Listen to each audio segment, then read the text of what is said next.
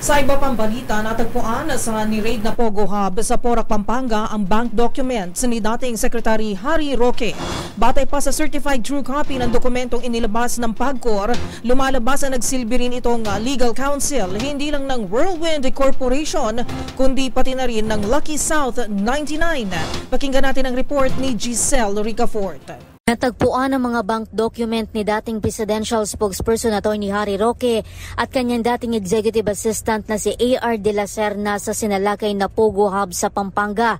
Ibinahagi ng tagapagsalita ng Presidential Anti-Organized Crime Commission na si Winston Casio ang kopya ng mga dokumento sa media kabilang ang deposit o payment receipt at bank certification.